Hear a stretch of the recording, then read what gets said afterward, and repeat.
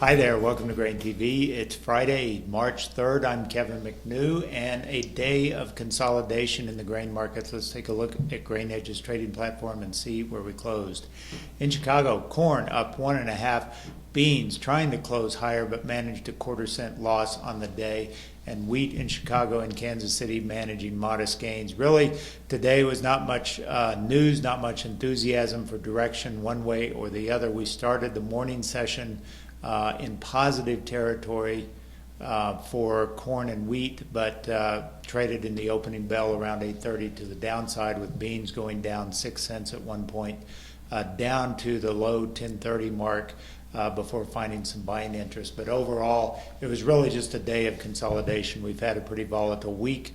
Certainly midweek and Tuesday and Wednesday saw a lot of upside potential in the market, but Thursday was met with some selling, and today just felt like sort of a lackluster day. No real news to talk about, so what I thought we'd do today is look at the spring weather outlook, courtesy of our good friends at Planalytics, who do an excellent job of looking at sort of weather forecasts and figuring out what they think the growing season will look like. Let's look ahead to the next 3 months for the precipitation forecast, courtesy of Planalytics. And let's start first of all with March. And March on this map shows a continuation of the pattern we've seen, which is dry in the southern plains. You'll see, Oklahoma, Kansas, those areas continuing to see dry conditions for much of March. But in blue, what you'll notice is a fairly active Iowa, Illinois, Indiana range in terms of precipitation. Now, as we move forward into April and May, we see some abrupt changes. First of all, in April, we see a very sort of wet pattern expected, especially in that Oklahoma, Kansas area, the darker blue shade. In April, as we really sort of need rain for the wheat crop, that potentially portends for good yield potential as we get into April. And then when we turn the calendar into May, we see more of the same, a continued, better than normal or better than expected growing or better than expected precipitation forecast for May.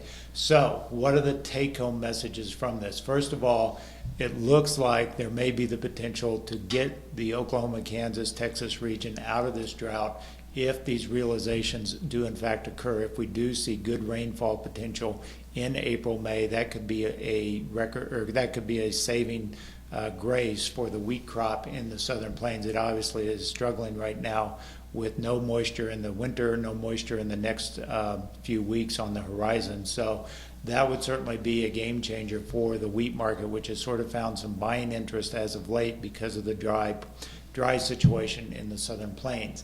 The other telltale issue associated with these forecasts is the potential for late spring plantings in the Corn Belt. The weather forecast shows very wet in the upper Midwest. In addition, you have a very good snowpack in the northern plains, certainly into the Pacific Northwest. The potential for late planting seems to be in the cards this year. Now, when we see late planting, what does that typically mean?